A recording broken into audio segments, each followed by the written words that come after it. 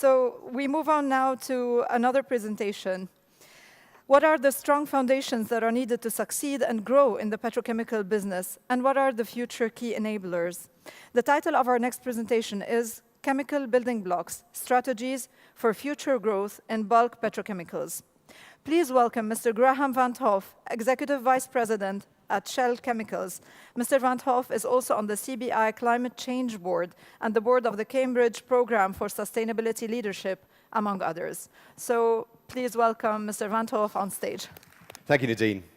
Your Excellencies, Mr. Al-Mahdi, distinguished guests, ladies and gentlemen, good morning. I'm delighted to see so many familiar faces and to be speaking to you here today. Over my career in Shell, when I visit the Middle East, I'm always amazed by the growth achieved by the countries in the region, including the Emirates, Qatar, and Saudi Arabia. That growth is reflected in the phenomenal progress of the region's chemical industry since the late 1970s, which many of you have been instrumental in powering.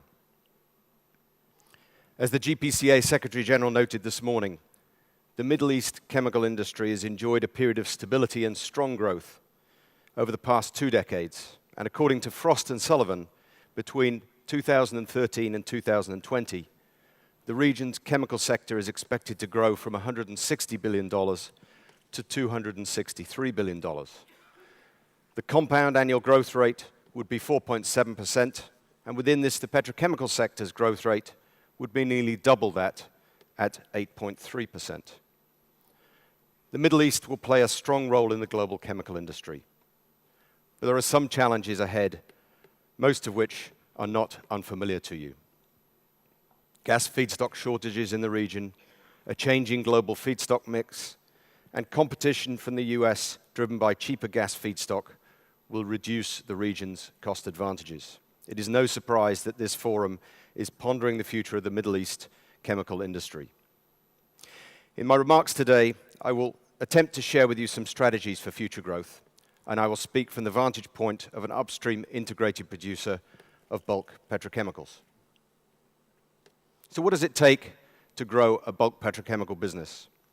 We need to start with a strong foundation, and that is built on strong HSSE performance, hiring and retaining the right people, understanding your customers, and establishing a first-class footprint. Let me start with a strong performance in health, safety, security, and environment, or HSSE. There is no greater priority than this. It is a table stake. We all have a responsibility to make sure that no one gets hurt in the course of work, that we minimize our impact on the environment that we operate in. Thankfully, serious incidents are rare in our industry, but when they do occur, impacts on business, reputation, and most significantly, personal tragedy can be tremendous. In Shell, our mantra is that we can operate with zero harm to people and zero leaks to the environment, and we call this Goal Zero. As part of our drive towards this, we introduced 12 life-saving rules in 2009, and I am proud to note that they're now also widely used outside of Shell, such as at our Sadaf Petrochemicals and Qatargas LNG joint ventures. We embed safety into project development as early as during the design phase. When our proposed Al Karana project in Qatar entered FEED, we created a behavior-based safety program aimed at entrenching process safety in the hearts and minds of everyone involved. We wanted to engender a cultural shift from compliance to commitment from day one, from design to operation. On one of my visits to Iraq, where we are evaluating a petrochemical project, I was pleased to learn that wearing seatbelts is now much more common in the local community around Shell's Majnoon upstream oil project, thanks to the road safety initiative we introduced during project construction. Our focus on safety is not only about mega projects. It permeates our operations and interactions with all our stakeholders. For example, we train customers on the hazardous effects of chemicals and teach them how to handle products safely and in an environmentally responsible way. A few years ago, for example, we spearheaded the development of truck rollover devices. More recently, we worked with a logistics company to identify high-risk areas for road trucks in Oman. Secondly, you need to recruit and retain the right people. And to make sure that they remain fit for your business, you need to develop them. By way of example, Shell aims to attract the best local talent in the Middle East. We believe our workforce needs to mirror the demographics of the locations that we operate in. We provide new joiners with international exposure through cross-country project teams, such as by sending them on international assignments. We train our people through project academies and help them to deliver on the mega projects that we are involved in. We also use our knowledge and know-how outside of Shell, working with local institutions such as universities to build professional competence and local capability. For example, our partnership on project management competencies to support Qatar's many capital investment projects and ultimately its 2030 national vision. And I'm pleased to note that we have an alumnus of more than 200 project professionals from Qatar, Oman, and Kuwait. Thirdly, you need to understand your customers. In Shell, we seek to treat our customers as partners and go beyond transactional buy and sell relationships. For example, we work with them to manage risks. On visits to polyurethane customers' premises in the UAE, our staff introduced them to a very simple yet effective tool called a TDI badge. And this changes color upon detection of isocyanate vapors in the atmosphere. As a result, those customers are now taking measures to bring TDI vapor levels to within acceptable ranges, especially during foam production. It's a small intervention, but in the eyes of the customer, it is such value-adding actions which differentiate us. Compared to sectors further downstream, in a bulk petrochemicals business, we are often talking about larger customers and longer, deeper relationships. As such, our philosophy on marketing, supply chain, and customer service centers is based on having deep expertise, familiarity with customers and supply chain, and longevity of tenure. When others chose to offshore their customer service centers, we remained clear that we need to have regional ones, where we retain high levels of deep expertise and intimacy with the local supply chain. Fourthly, you need to have a first-class, reliable, and efficient assets in the right locations, and you must operate them well every day. At Shell, we've been very selective where we choose to invest and build, and we complement our key integrated manufacturing sites in Singapore, the Netherlands, and the US Gulf Coast with strategically located customer and supply chain hubs in Asia, Europe, and the US. We keep our assets competitively by continuing to invest in them. Over the last 2 years, Shell has invested heavily in our integrated sites in Singapore and the Netherlands. In fact, as I speak, engineering works for the debottlenecking of our Singapore ethylene cracker complex is underway. And we build new plants around the world, often with major partners. Our proposed Al Kharana joint venture with Qatar Petroleum aims to be fully integrated with Pearl gas to liquids and other upstream facilities in Ras Laffan Industrial City. And our potential petrochemical complex in US Pennsylvania would upgrade locally produced ethane from shale gas to meet increasing market demands from the Northeast United States. So is a strong foundation enough to grow? I don't think so, because increasingly, growth involves forging partnerships, strategic collaboration that brings a strong combination of these essentials, plus technology, project capabilities, feedstocks, and access to market. I have 4 strategies to suggest for future growth. First, forge strong partnerships. In today's rapidly changing world, we need to build strong ties with partners whose strategic aims, know-how, or geographic reach complement one's own capabilities. In Shell, we have a long tradition of successfully partnering other oil and gas companies, chemical companies, and major resource holders. From our experience, successful partnerships occur when both sides are clear on what they want to achieve, when their mutual needs are taken into account in a balanced way, and when they are able to adapt to changing circumstances over time. And let me give you a few examples from the region. My first is Pearl GTL, Shell's fully integrated upstream-downstream joint venture with Qatar Petroleum. It is a prime example of how our GTL expertise and global capabilities is aligned with Qatar's ambition to create an alternative route to monetize natural gas from its North Field. We have proven technology, a track record of delivering world-scale plants, as well as an established global network to unlock new markets for Qatari products.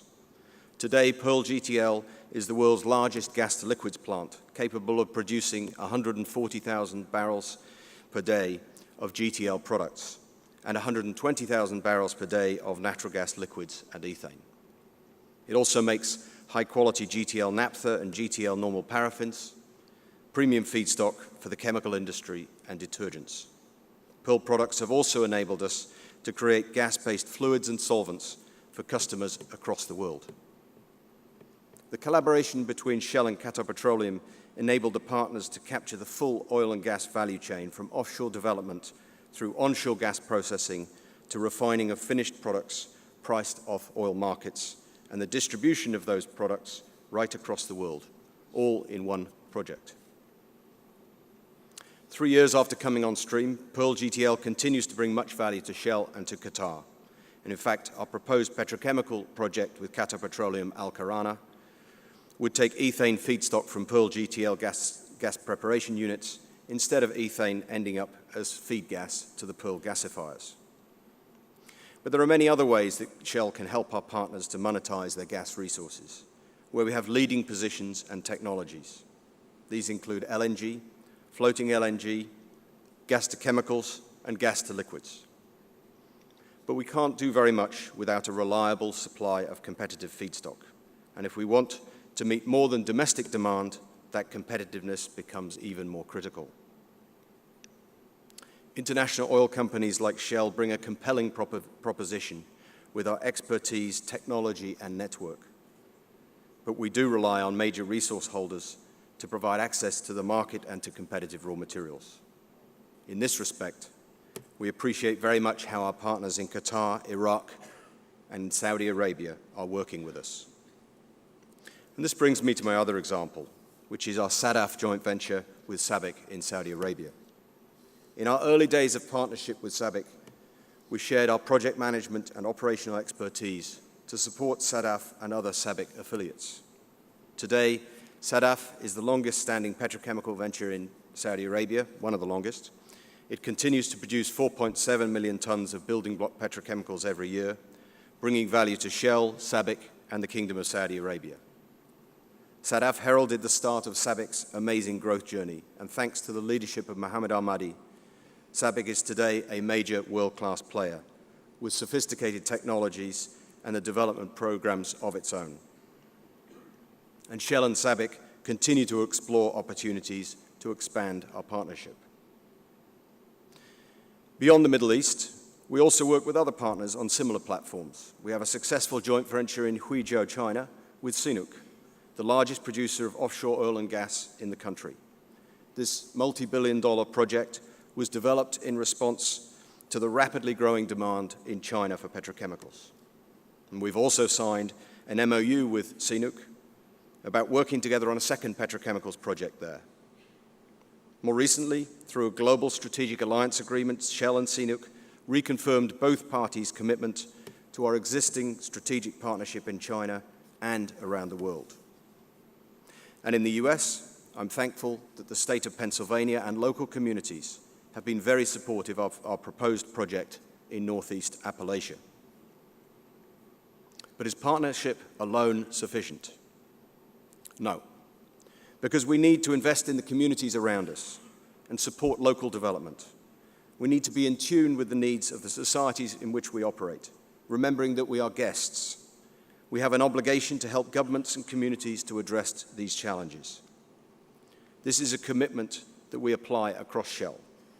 We call it social performance. It is our way of creating a positive presence and legacy by managing the potential impacts that we have, both positive and negative. All of our projects come with social performance plans, which include social and environmental impact assessments and programs to address the needs or well-being of the local communities. For example, we create employment through our projects, and where possible, we hire locals. At the peak of construction of Pearl GTL, we employed some 52,000 contractors and staff from 60 countries. And 95% of the 1,200 staff who work at our Nanhai petrochemical complex in China are locals.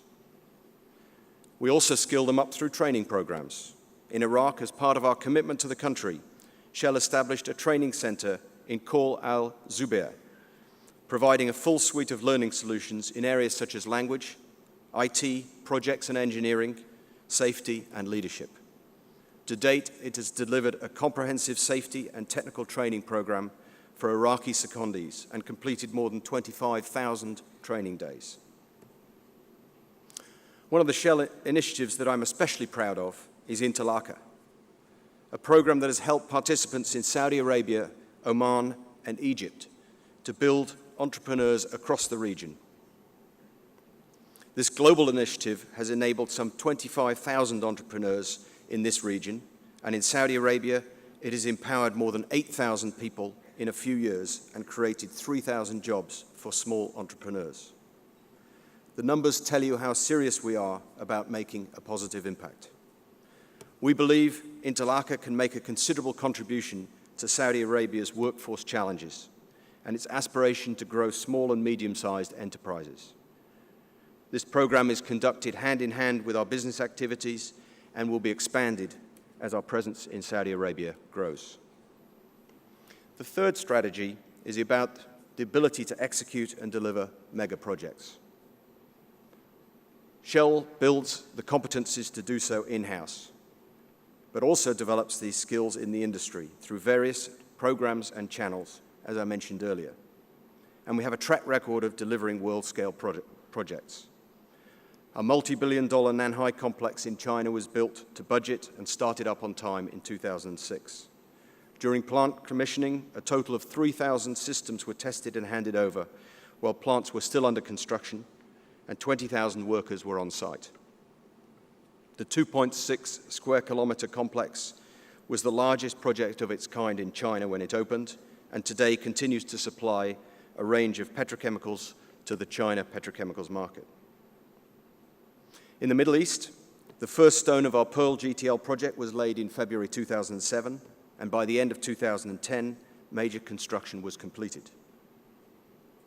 Gas began flowing from 60 kilometers offshore a few months later.